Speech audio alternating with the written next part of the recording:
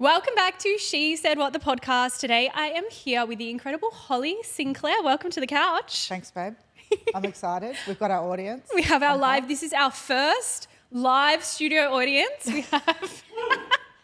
We have Alex, we have little Maggie, and we have Holly's mum Sally joining us.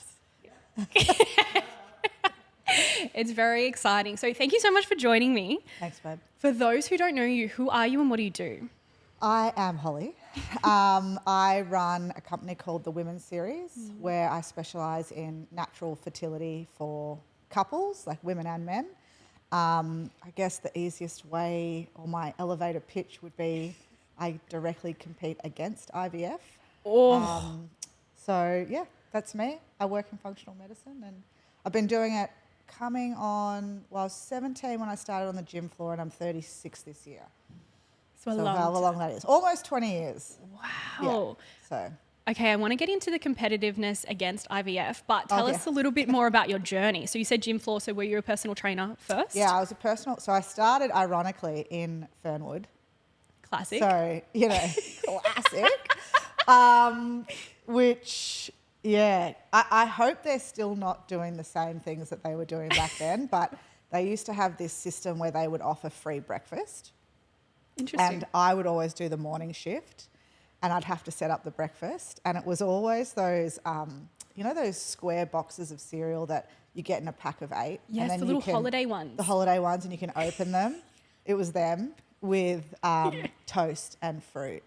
And I just think back to that and I think, oh my God, like why were you giving people that for breakfast? So I started in Fernwood and then I fortunately got a job at a boutique studio in Melbourne in the CBD. And that studio really opened me up to this whole weird world of functional medicine blended with very, very well-experienced strength and conditioning coaches. And I don't know, it's kind of this like really weird world that exists in the wellness industry. And I got exposed to Charles Poliquin and Paul Chek and, all these like really big names in the fitness and wellness industry, and I started doing my certifications through them. And so that was sort of when I started to bring in like supplementation and nutrition to my PT clients, and I would start to integrate more of that biochemical aspect into their journey. And then from there, I moved over to a company in Fitzroy and I ended up managing and helping to open up their site for 5 years. And just continued on that functional medicine journey. We started integrating blood chemistry into what we did with people on the gym floor. And yeah, I mean, it was amazing. I was very fortunate to have not gone down the big box gym route as a PT because I don't know if I would have been exposed to, that sort of functional medicine side of things had I done maybe Fitness First and Genesis and all the rest of it. I might have, I don't know. But and then I just decided to go out on my own. And fortunately, I just made that decision 6 months before COVID hit. Whoa. Yeah, so I fortunately had built somewhat of a brand online presence. Yeah. And then COVID hit. And then, as you know, if you were online at that point, it was great. Yeah. Yeah. It was Sink or really swim. good. Yeah, sink or swim. And I've been doing that now for almost 6 years, 5 years, yeah. Yeah, wow. So it's really cool to hear like how your journey wasn't meant to, or initially you weren't down that holistic or that functional path, right? Yeah. You kind of just allowed it to develop and you started pulling in different things into your current work and what you were doing. Yeah, for sure. I definitely feel like now I really miss being on the gym floor. Yeah. Because it's very challenging to truly coach somebody when you're not in person with them. Because there's such a huge kinesthetic aspect to, like, even observing how somebody is physically, like, are they kyphotic? Are they tight? Are they rigid?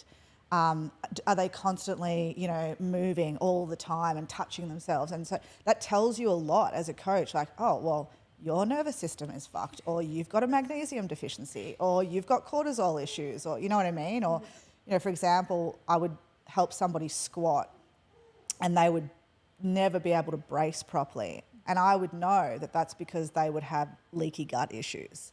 You know, so I used to be able to integrate so much of the functional med with the movement. But I feel like I've found a really nice sort of area now that I specialise in with fertility, and that definitely just organically came off the back of working in women's health, starting my own family, you know. It's just organically moved in that direction. So Yeah. Do you feel like starting your own family really spearheaded that movement for you? I went into the women's series with the intention of it being fertility based. Yeah. This is going to sound a bit on the nose, but when you're building a business and you're building a brand, it's especially in the health and wellness industry, you need to know what pain point you are servicing. And fertility is a big pain point that I feel like I can help people pretty easily with. So I'd always had that intention, but when I became a mum, it really accelerated that side of the business for me, not just reproductive health in the sense of PCOS and endo, and we can get into that, but it wasn't just about working with women, it was more about working with the couple, because it's a 50-50 job. Well, I feel like a lot of the fertility treatments are like, it's the woman, it's her problem, it's all of this. Totally. And we totally bypass the male's responsibility in it. Yeah. What do you find typically, because you say you work with the couple, so what do you find typically coming up for people when they come to you?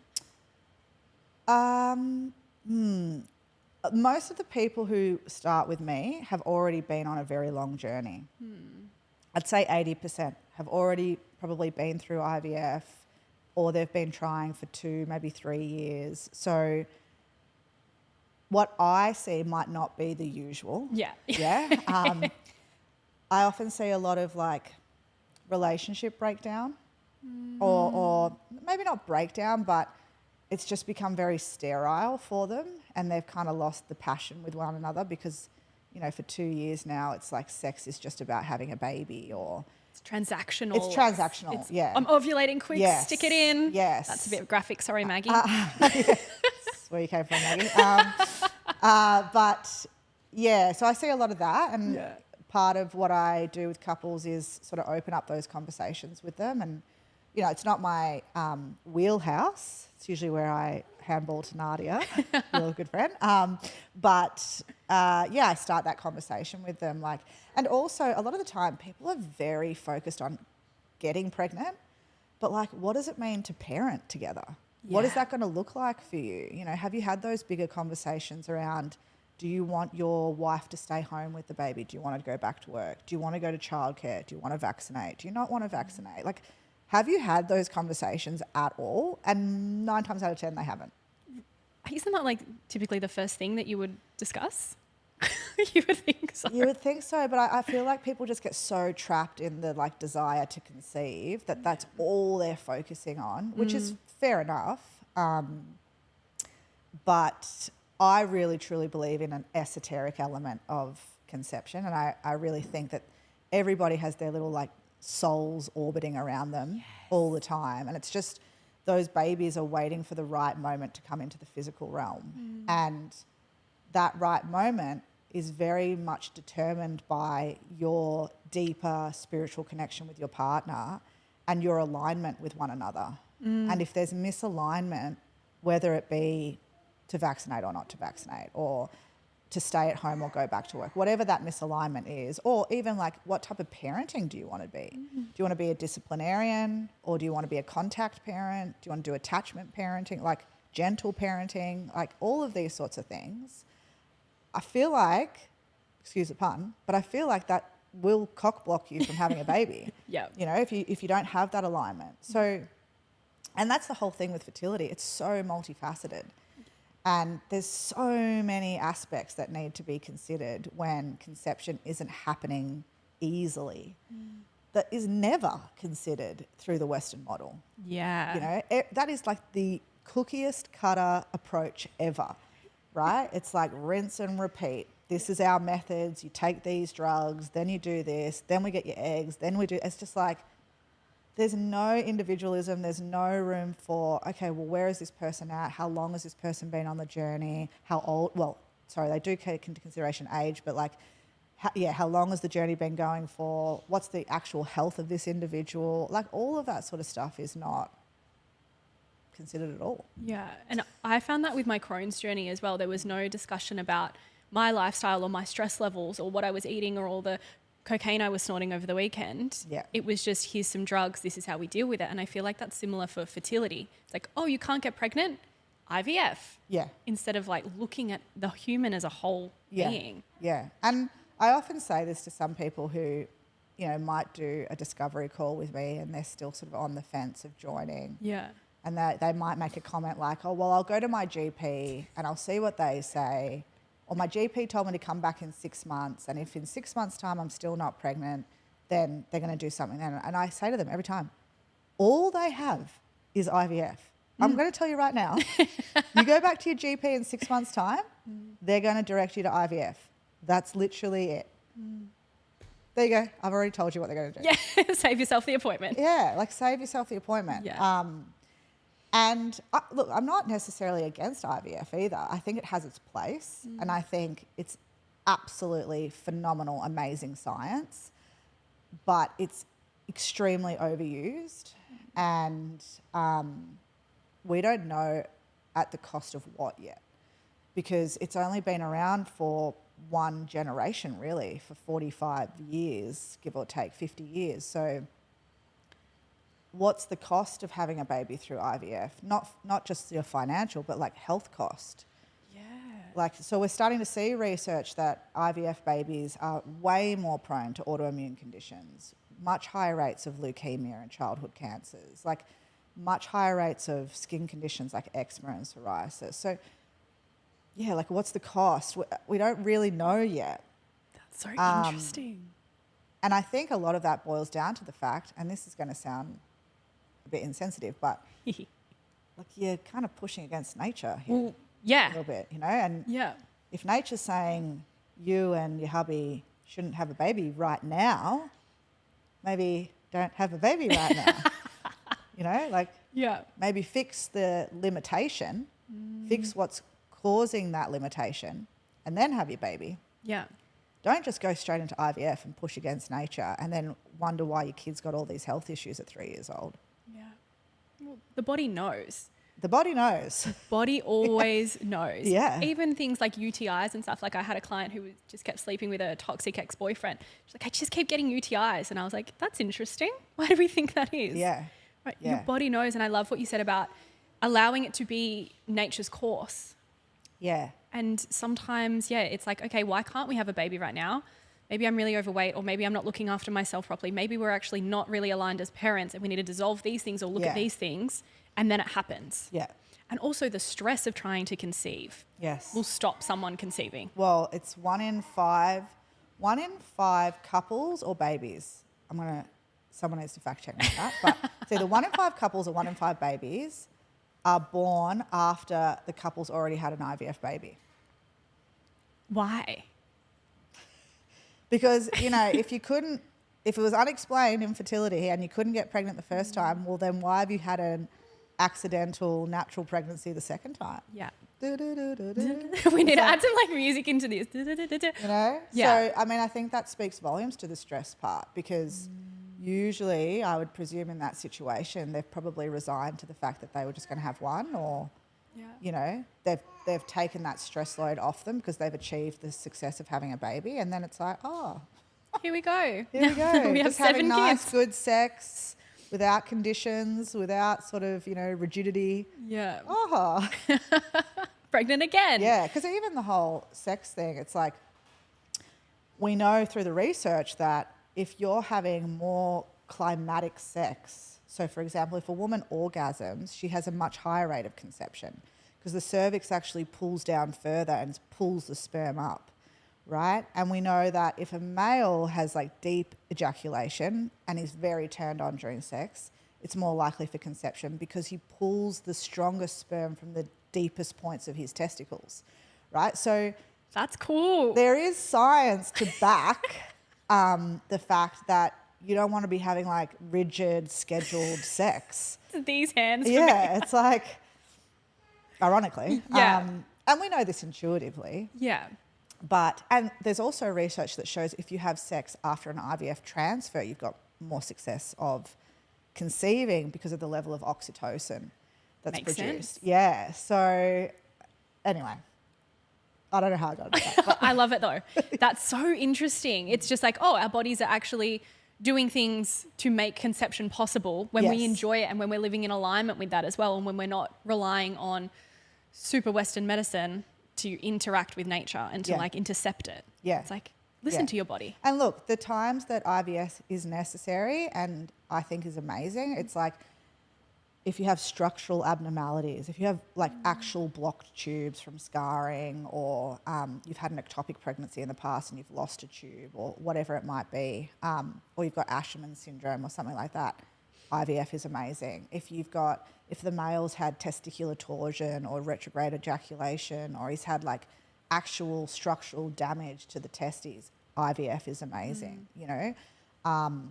If you are probably gone past 40 and you've been trying naturally for 2 years and you're healthy and nothing's really happening, IVF in that instance might be a better option, you know. So I'm not saying nobody should do it ever. What I'm saying is that the vast majority of people who do it probably don't need to. Yeah. And if they actually just took 3 to 6 months of personal responsibility and cleaned up their diet, took the right supplements, got on a deeper level with their partner, moved their body, maybe discovered some underlying limitations like infections or inflammation or blood sugar mismanagement, chances are you are going to conceive. Yeah. What do you typically find is stopping people from conceiving that they don't know of? Like I have a lot of clients that come to me and they're like, whoa, I didn't know that having your big lights on in the middle of the night was going to disrupt my sleep or anything like that. Right. Yeah, right?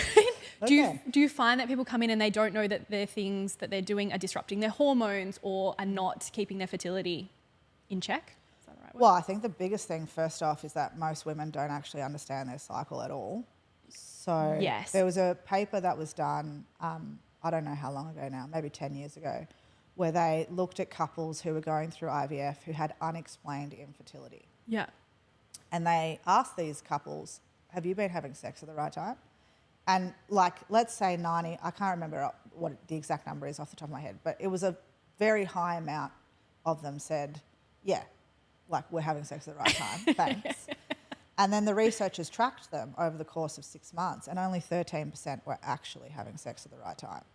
That's crazy. So how many people are actually just doing IVF because they're just not having sex at the right time? Yeah, but I'm bleeding. It's the right time. Yeah, it's just, so I think first off, women just don't understand this. That like body literacy is so poor for women. So learning how to chart your cycle, learning to identify ovulation patterns, what does your cervical mucus tell you? Like all of those biofeedbacks, like really getting in tune with that is a really good place to start. And then other common limitations would be blood sugar mismanagement is a big one. So, I mean, PCOS is the #1 cause of female infertility. So it's like 12% of all infertility is driven by PCOS, but that's purely a metabolic disorder. And so what that means is you have the opportunity to fix it, right? And most of the time, if you've got PCOS, it's very likely it's a byproduct of blood sugar mismanagement. So get your blood sugar under control. You know, if that means you have to go to more of like a low carb diet for a period of time just to get your blood sugars down, get your cycle length back in check, get your ovulation patterns happening, then that's what you have to do. You know? So blood sugar mismanagement. And then the last one's probably infections. Infections and undiscovered autoimmunity. They're probably the two that I end up doing and dealing with a lot. So infections like vaginal microbiome, infections like ureaplasma or mycoplasma, Gardnerella is one. They are very strongly linked to pregnancy issues, infertility, pregnancy loss in the literature, and you can be asymptomatic, so you don't have symptoms. Your only symptom is that you can't get pregnant. Fuck. Maybe. So that's one. And then I can't tell you how many women I've worked with that have autoimmunity and they didn't know.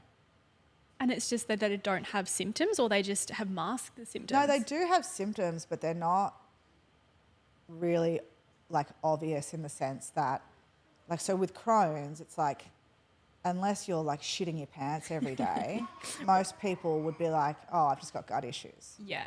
Right? Or a lot of women have Hashimoto's, like a lot, that didn't know they had it. Yeah.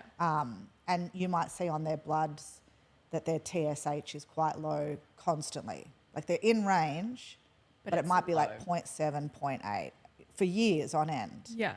And I'll look at that and they'll be like, no, I've had my thyroid checked for 4 years by my fertility specialist. And I'm like, and this happened just recently. I said, we need to get like the rest of your thyroid panel done because that's too low. And she's got Hashimoto's, you know. Yeah, wow. And that's what's been, I mean, the thyroid is the third ovary. So, that.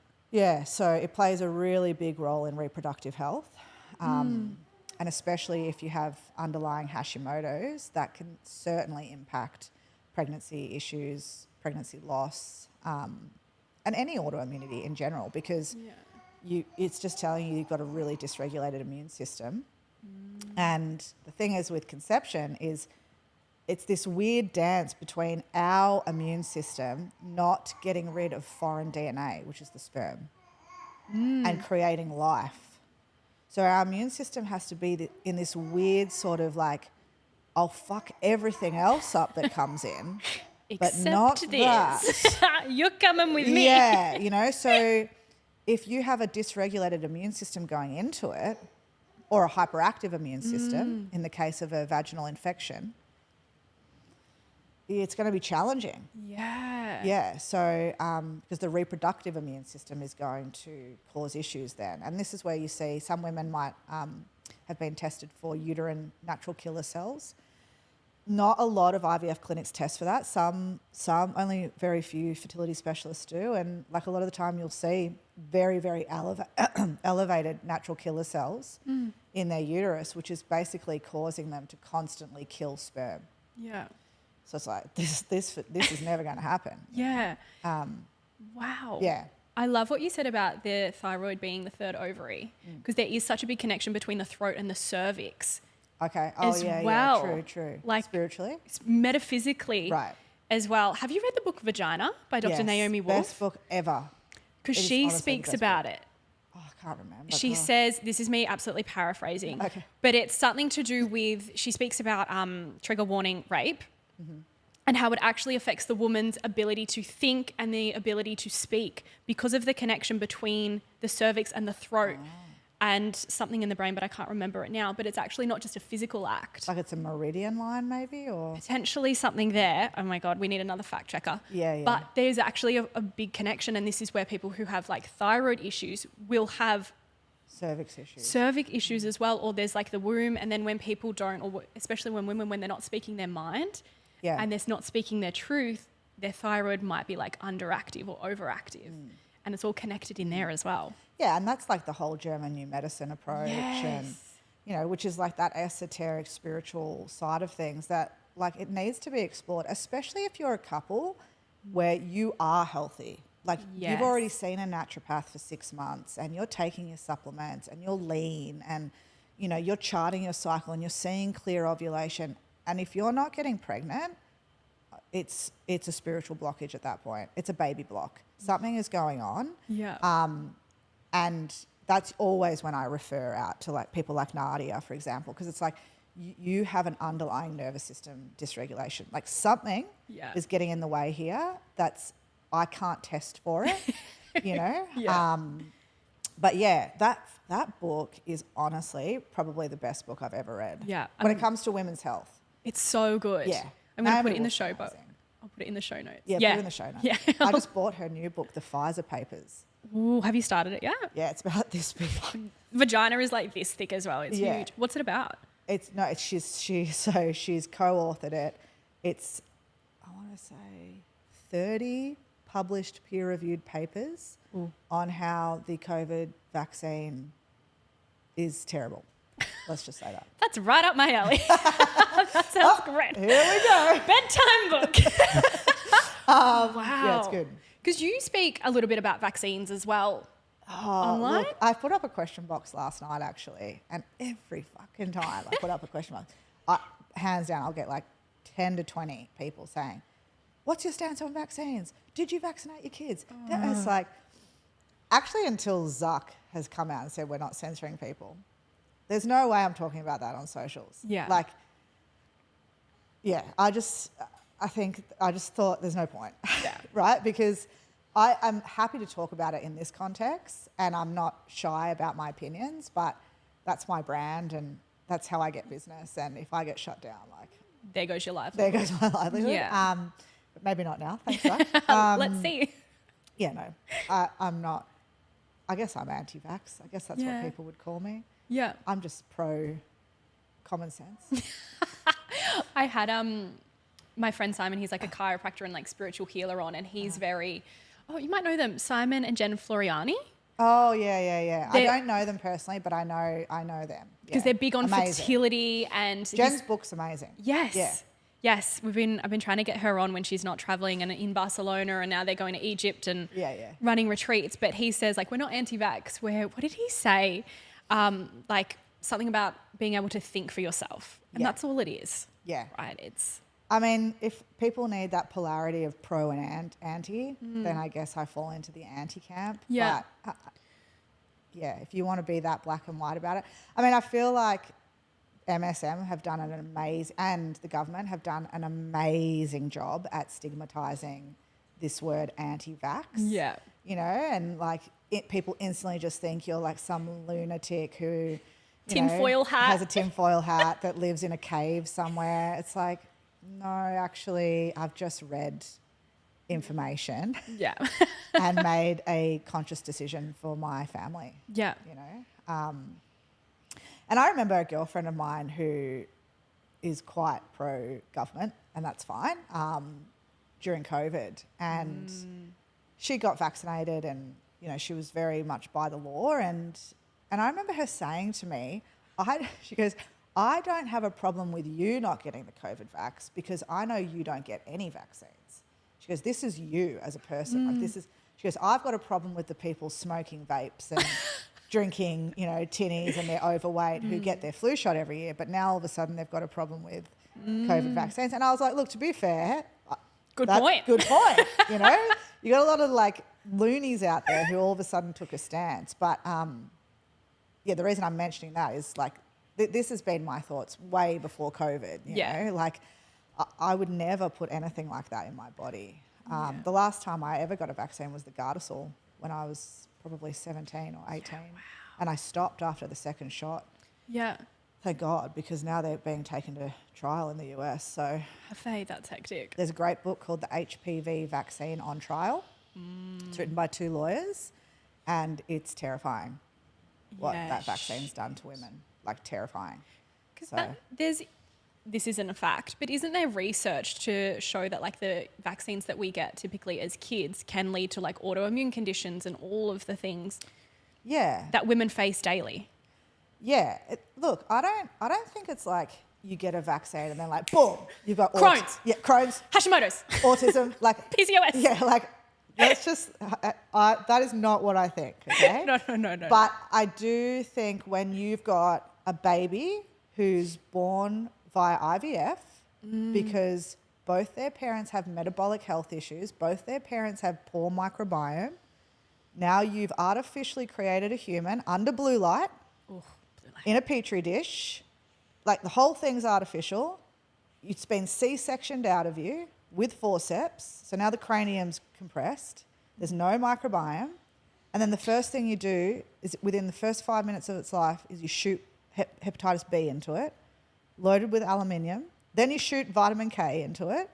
And it's like, and then from there, you got the 6-week shots, you got the 6-month shot, 4 month shots, 6 month shot, 12 month shots, 18 month shots, 24 months, 2 years, like 4 years. It's just like, then by that point, you've formula fed it, you've introduced it to gluten, sugars, like all the rest of it. You live in a city where there's lots of tarps coming off the roads, there's blue light everywhere, there's EMFs, there's Wi-Fi.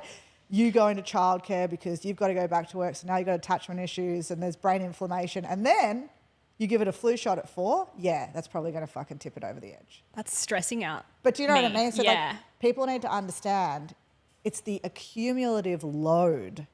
Death by 1,000 cuts. Death by 1,000 cuts, for sure. Yeah. And then what I really dislike the most in this whole thing is that MSM and the government literally are telling a mother that her intuition is wrong.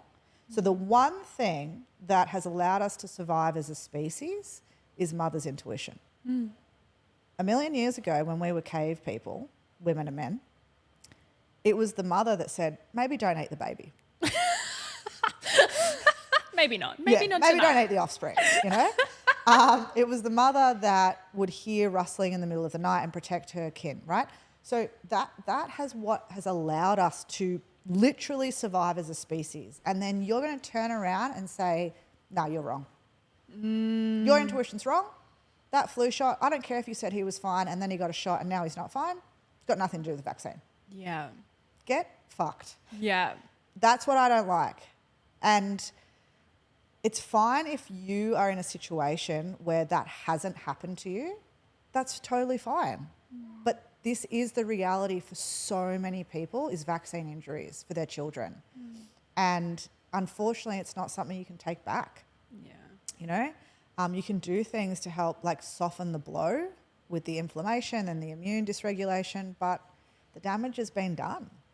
And any industry where they are exempt from liability has to raise some red flags. Like, let's put this into context. If a car manufacturer was exempt from liability for, like, say, seatbelts, like, and then you had a car accident, of course you're going to charge the car industry, you know what I mean? Or TAC will step in or something. But the fact that that industry, you're exempt from liability is insane. So that alone should raise questions for people, in my opinion. Yeah. And we're all part of the big experiment. I mean, I guess in 20 years' time, proof will be in the pudding. We will see. We will see whose kids will have what. I mean, personally, I'm not scared about polio. Yep. Not scared about, you know, some of these diseases that people who are very pro-vaccines might want to say that vaccines fixed all of those issues. And hey, you know what? If you want to have that thought, Great. cool. Yeah. It did its job. So still, I don't feel the need to vaccinate. Yeah. Although we know through Susan Humphreys that's not the case. The reason a lot of those illnesses disappeared was thanks to sewage systems being invented. But anyway, let's not talk about that. So yeah, I mean, and we can get into the actual ingredients and the science around vaccines, but I just think, like, personally, I don't put anything in my children. My kids have never had a Panadol. Yeah, They've never had a Nurofen. They're like, it's not just the vaccines for me. It's like my whole way of being is I trust the body. Yeah. Like, and that's how I want to raise my children. I don't want to raise them fearful of their own bodies. You know? And thinking that the power is outside of them. Totally. And that, yeah. oh, I've got a temperature, better take a Nurofen, better numb the pain. It's like your body's actually doing exactly what it needs to do. Totally. Yeah. And I think it goes so much more beyond headaches or flus or anything like that. It's something that they'll take with them for the rest of their life. Yeah. Like, I can just picture like a baby who hasn't had Panadol, who hasn't had anything outside them giving them power. Yeah. They're just fully self-sufficient and fully self-healing. And obviously we have the big, like, if you have a car accident or whatever, like, I'm not talking about that. But it's so fucking powerful. Yeah. And the other side to it, like the quick pop a pill because I got a headache side to it, is like, why have we created a life where you have to like flog yourself and go into a corporate office with a headache or with period pain just to get through life because you need to pay your bills? Like, that's fucked. Yeah. When you think about it. Like, if you've got a headache or if you've got period pain, that's your body saying, please stop. Yeah. Hello, help me. Like, you need to rest. Yeah. You know? But we live in this weird world now where it's just like, I don't know, you might be able to vocalize it better, but like, it's just like flogging yourself constantly for what? Yeah.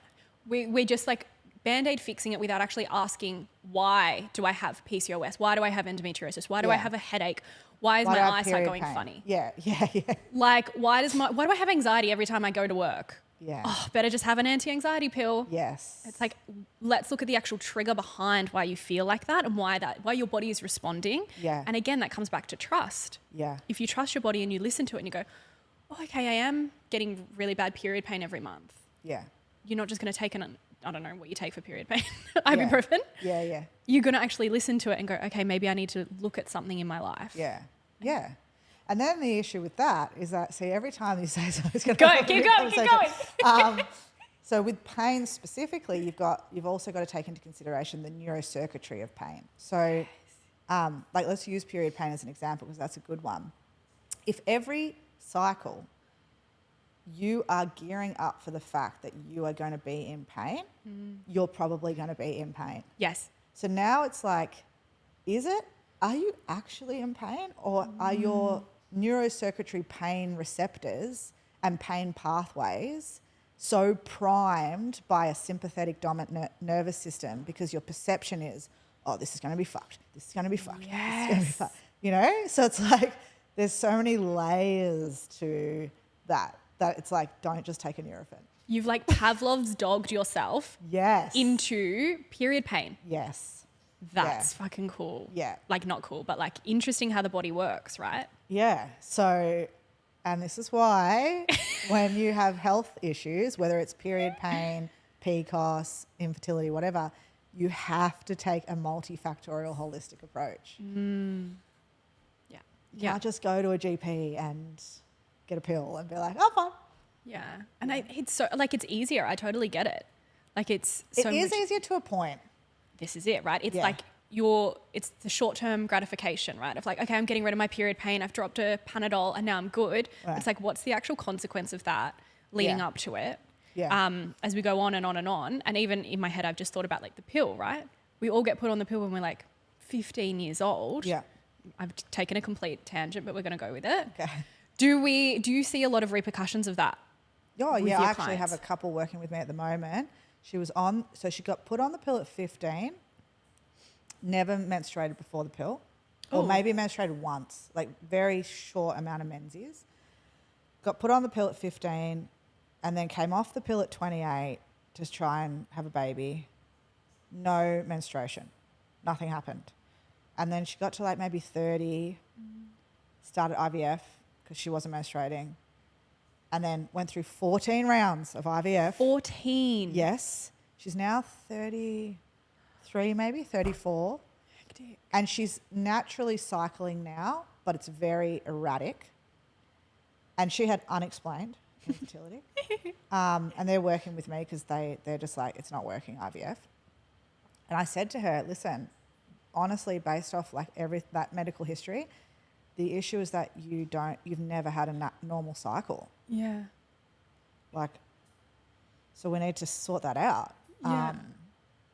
But yeah, it's like that's what the pill can potentially do, because if you're going on the pill at a very young age where maybe you've only had 2 or 3 cycles under your belt, or maybe you go on it for period pain, let's say, or bad skin or whatever it might be, and then you just block that for 15 years, right? You're not fixing anything. You're just letting the underlying issue get worse and worse and worse. You just Band-Aid, Band-Aid, Band-Aid, Band-Aid. And then you're like, oh, okay, good time to have a baby now. I'm 32. And then you come off it and it's like, oh, well, fuck. Maybe that period pain at 15 was actually endo. And now it's progressed all the way to stage 4 because I hadn't had any feedback from my body that I was in pain. Now what? Fucked. Yeah. You know? Yeah. And people want to say, oh, well, the pill doesn't cause infertility. Yes, it does, because it prolongs all of those types of issues. And it can cause post-pill PCOS. But that's truthful. It completely shuts down your HPO axis. So it can definitely create some level of amenorrhea when you come off it. So yes, it does. It causes like severe depletion of B vitamins, zinc, minerals, which we know play a huge role in hormonal health, reproductive health. It depletes your antioxidant stores like CoQ10, glutathione, vitamin E, which are really important for egg quality. Like, yes, it does. Causes candida overgrowth. Like, so it's not a matter of going on the pill and being told, oh, that's 100% safe. That's not going to impact you at all. It will. Yeah. It's a very high chance it will impact you, you know. It causes immune dysregulation. And, like, the thing is, people don't connect the dots. So you've been on the pill for 15 years and then you come off it and you want to have a baby. And, yeah, okay, you get your cycle back. Cool. Naturally cycling, it didn't impact your reproductive health. But you've been on it for 15 years and your immune system's now a little bit cactus. Yeah. And then you get pregnant and that pregnancy turns into an ectopic pregnancy. Can you explain what that means? It's when it implants into the fallopian tube, not into the endometrium.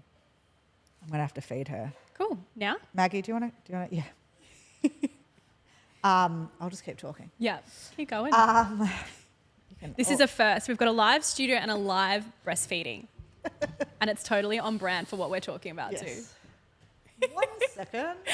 Please hold. Okay, thanks. Hi, Maggie. Hi. Hi. Should we get my boobs in the shop?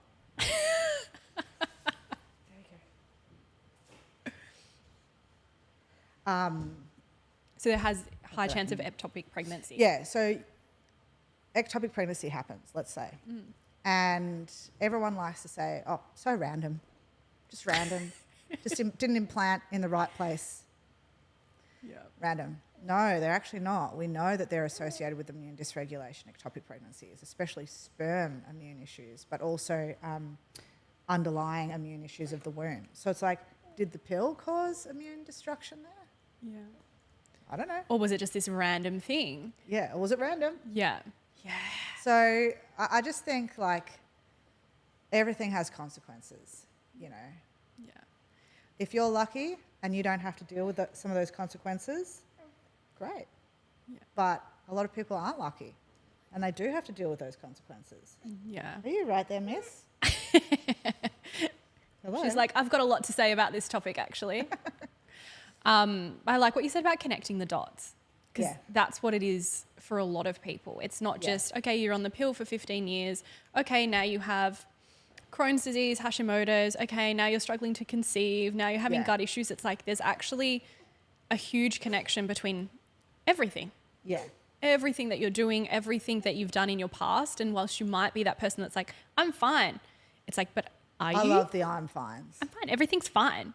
It's like, you're not fine. You're not fine. Yeah. Like, I'm not stressed. It's like, as she like twitches her face for the 27th fucking time on the call. Like sitting there, she's like, fiddling. She has not sat still at all. Fiddled the entire call. Fiddled with her fiddled with her call, you know, with her hair, with her face. Like, yeah, you are. Yeah. Like, I'm watching your body right now. Yeah. I can tell that you have sympathetic dominant issues. Yeah. You know? Hey, Mum, do you want to come grab her? And this is the thing with sympathetic dominance as well, is that we build up that our baseline changes. So people don't feel like they're stressed because they're so used to being operating in that fight or flight state. Totally. They're like, what do you mean I'm not stressed? And they're like twitching and everything. And I also think there's like huge comparatinitis. Is that a word? Comparatinitis? Comparison? Because women feel like they just need, like they're like, oh, well, Jared in the office, he's got 3 kids and he goes to the gym in the morning and then he works 10 hours and like, so it can be done. It's like, yeah, Jared's a dude who probably has not told his wife that he loves her in like 5 years and hasn't seen his children for the same amount of time. Yeah. Like, what are you talking about? Yeah. You know, you can't compare yourself to other people. One thing that I've learned, and I've really had to work on this because I have a very big tank. Like, my nervous system, probably courtesy of my mum, like, I'm not sensitive. Like, I can go and go and go and go and go, right? And I've definitely had to appreciate that some people are not like that. And some people's nervous system development, when they were in the womb and then how they were brought up, whatever has shaped them, has meant that they do not have the same capacity as other people. And that's never honoured. That's just pushed against. Yeah. And so the body keeps the score. Right? So it's like, okay, yeah, sure. You don't have stress issues or you don't have nervous system issues, but like you haven't menstruated in 6 months. You know? Or like you've got chronic skin issues or your joints are always achy or You're you can't losing your lose that hair. like extra 10 kilos. Yeah, or you've got hair loss or it's like, so really? Yeah. You're not Jared from The Office. You're not Jared from The Office. Yeah. And also there's that. And do you want to be Jared from The That's Office? it. Like, do you see his life and you're like, that's what I want? Maybe not. And also, we're not meant to run like men as well. And I think there's a big conversation to be had around we're not just miniature men. Like, women are not meant to have kids and then go straight back into work after 6 weeks and then have your baby being raised by someone else. And I think, I mean, this could go down a whole nother tangent around like feminism and all of that. But there's a reason that we hold the baby, we have the baby, we feel so connected to the baby. And like you said, it's the mother's intuition that has, why do I want to say save the world? But like saved the world, right? We're meant to be connected to our babies. Yeah. Well, the childcare things. Look, I'm in a position where I created an online business. My husband and I chose to buy a home an hour and a half from the city so that we could live a low stress, financially stressed life. I have my mum who's around. I have enough money to pay for a nanny. So I'm in a very privileged position. So I definitely understand that. In saying that, life isn't luck. Like, I created my business through hard work and grit. And, you know, we don't come from millionaire parents. And, you know, so we created the life that we're living. Okay, it wasn't given to us. And if people really understood how detrimental giving your child to a stranger is, especially in their first 3 years of life, I don't think they would actually do it as often as they do. Interesting. Like, when you really learn to understand the impact it has on their brain development, on their attachment to you, to anybody, and what that means as they become adults, it's really terrifying.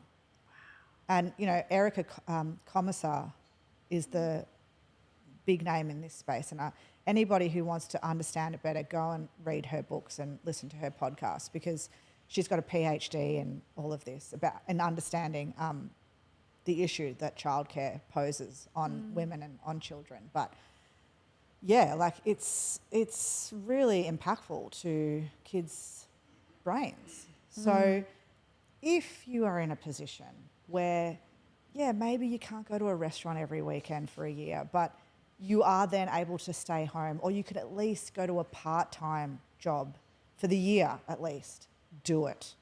Because you will never, ever, ever get this time back with your children, ever. But also, it's their development. It's how they're going to be at 15 years old. That's determined now at 1, 2, and 3.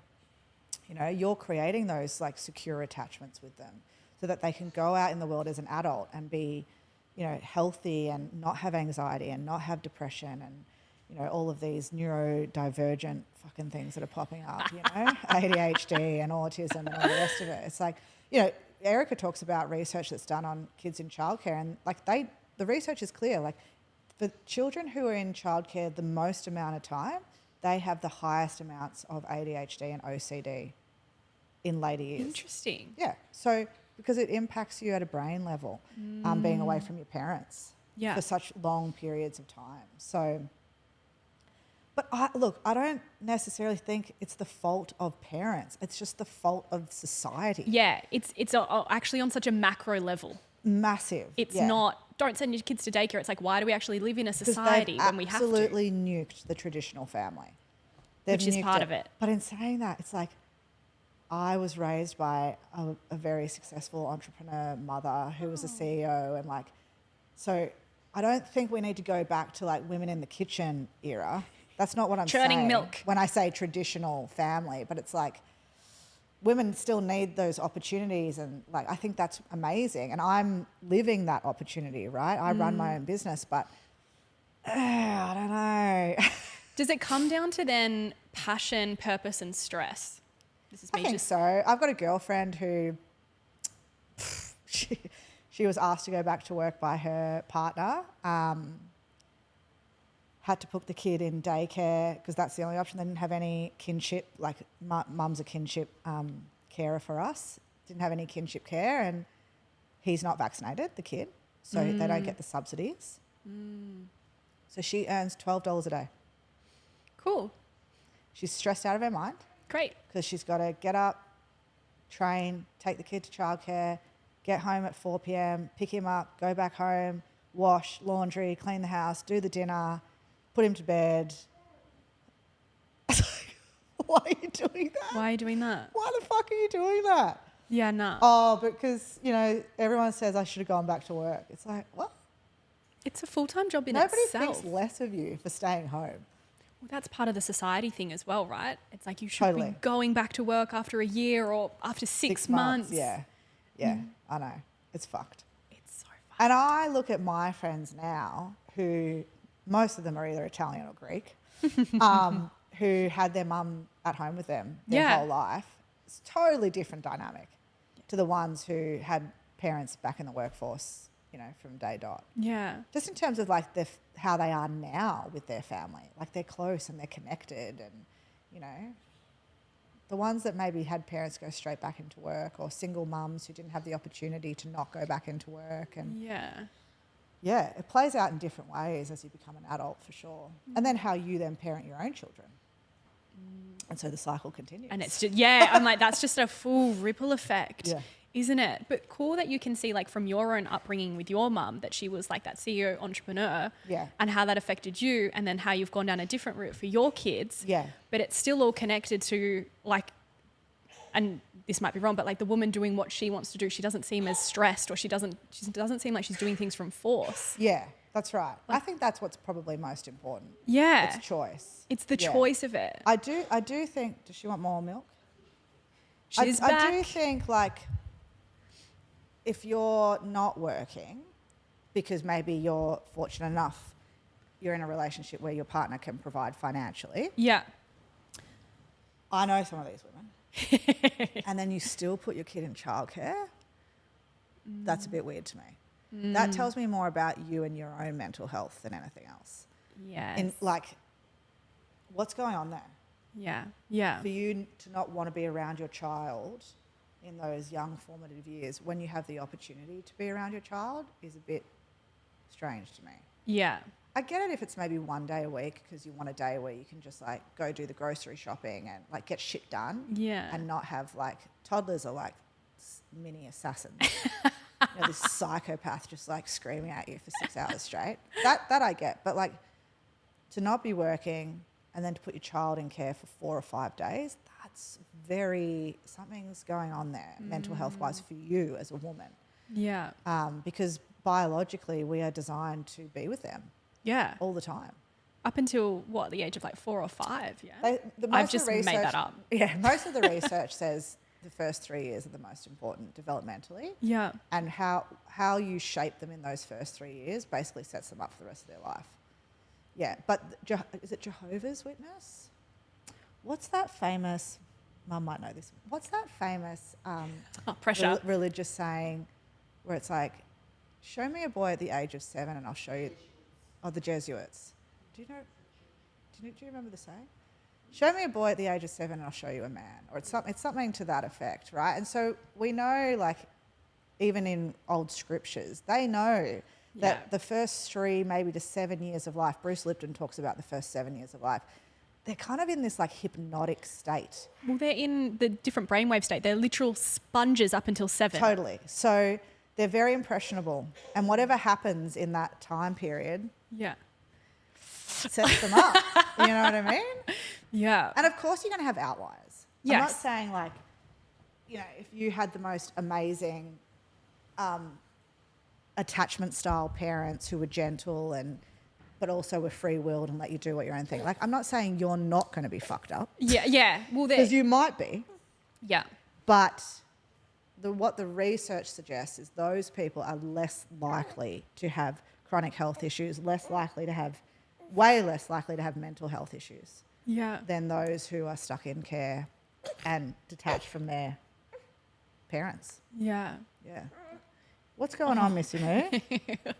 I feel like that's a nice place for us to finish up. If people want to connect with you, where can they find you? They can find me at thewomensseries.com. Let's bring her up. She's really cute, but you won't be able to see her Your face. editor's going to have a field day having to block her face out.